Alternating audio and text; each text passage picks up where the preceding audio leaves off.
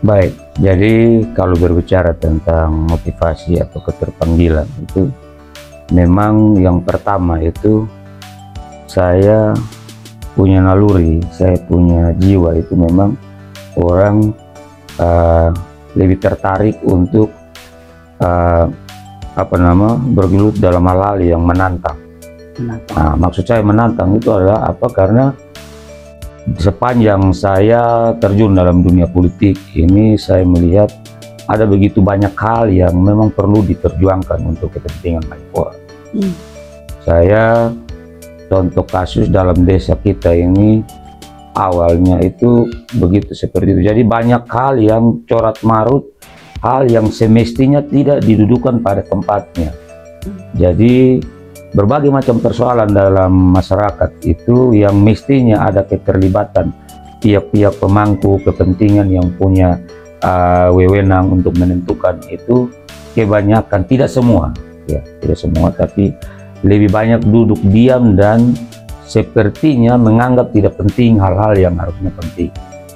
Jadi baik dari pelayanan terhadap masyarakat, pengeluhan-pengeluhan masyarakat, mereka kadang seperti angin lalu saja, mengabaikannya seperti itu. Nah, karena itulah terdorong dari hal-hal seperti itu, maka saya memberanikan diri untuk terjun ke dunia politik, lebih khususnya masuk ke dalam sebagai anggota legislatif. Dan syukur baru pertama kalinya juga saya ikut mencalonkan diri dan saya terpilih dengan suara bersih itu 1208 suara. Wow, besar gitu, juga, besar sekali. Gitu. Nah, untuk itu tentu seperti apa yang memotivasi saya itu, kini saya sudah ada di tempat itu, maka saya tetap beroptimis bahwa segala persoalan itu tidak ada yang tidak bisa terselesaikan selama kita punya kemauan. Kita punya kemauan, kita bagaimana membangun kerjasama yang baik dengan berbagai sektor untuk melihat hal-hal seperti itu. Seperti tadi yang saya sampaikan itu, masalah banjir salah satunya. Begitu. Jadi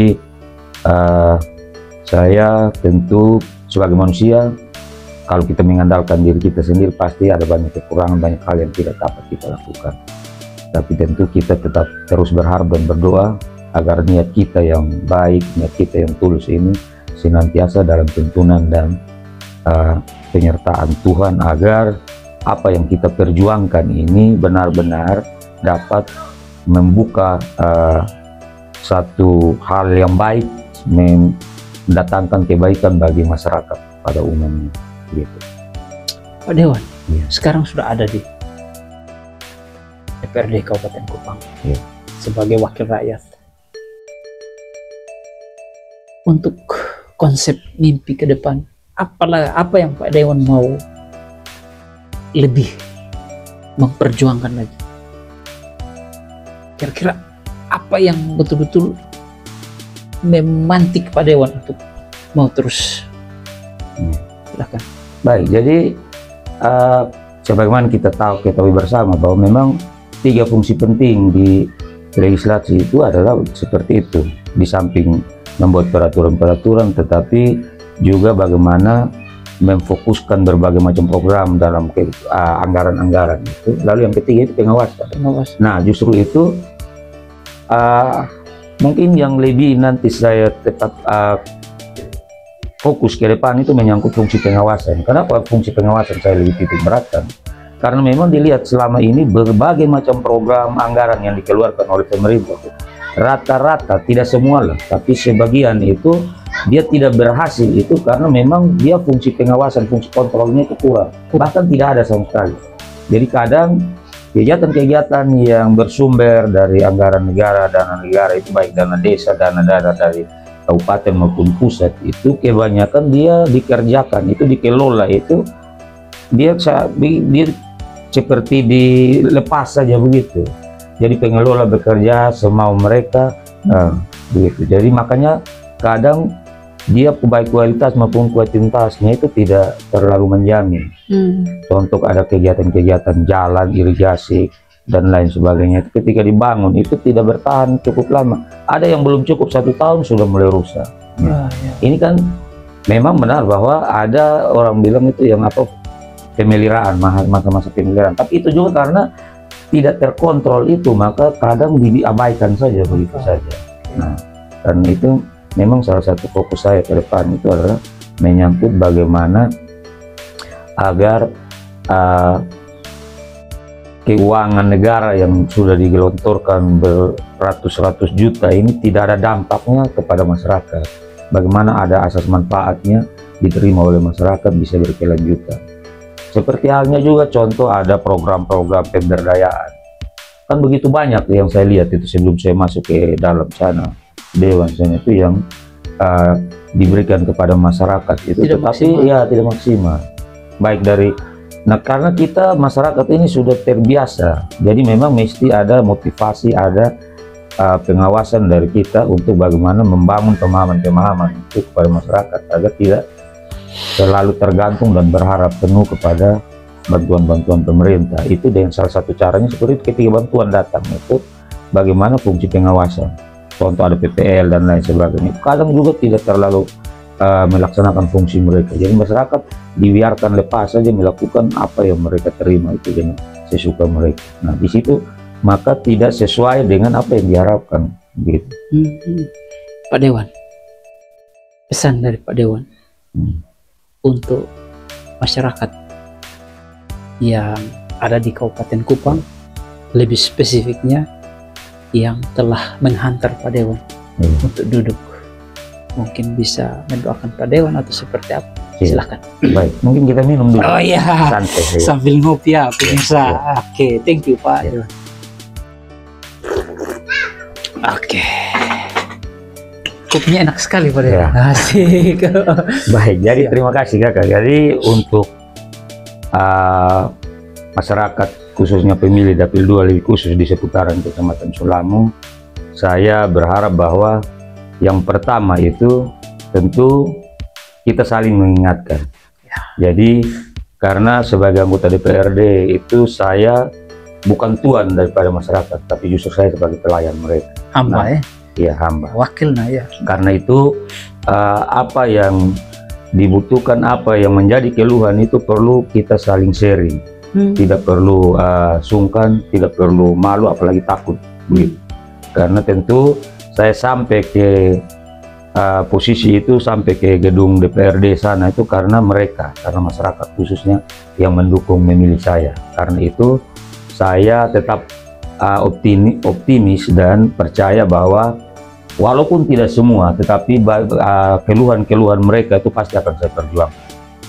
Saya sebelum ke sana karakter saya orangnya sudah seperti itu.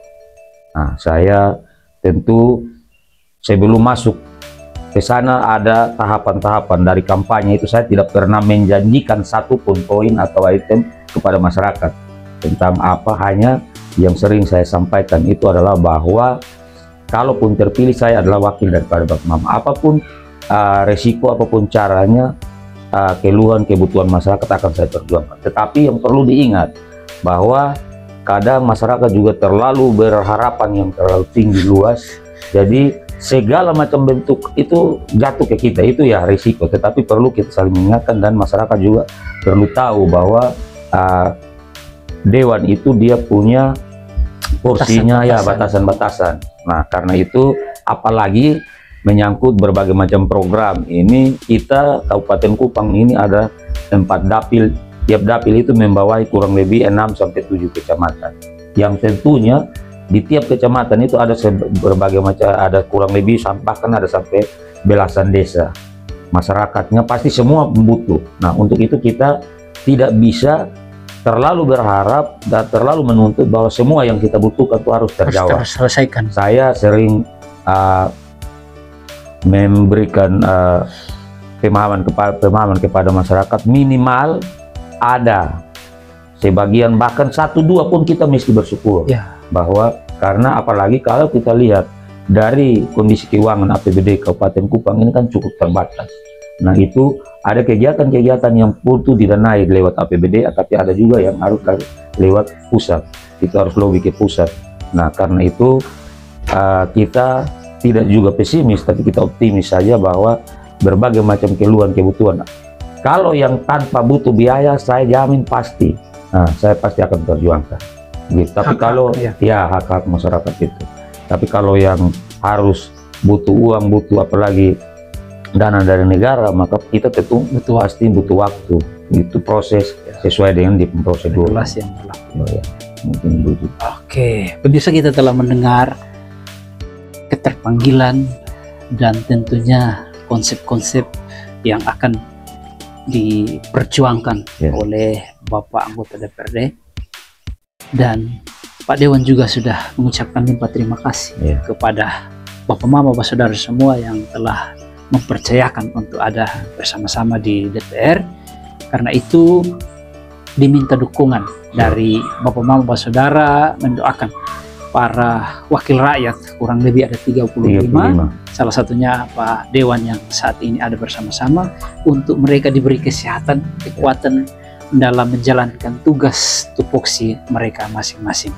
Demikian ngopi kita sore hari ini. Terima kasih Pak Dewan buat waktunya, menguras istirahat Pak Dewan, tapi Pak Dewan mau meluangkan waktu untuk ngopi bersama dengan Suara Harapan di sore hari. Terima kasih Pak Dewan.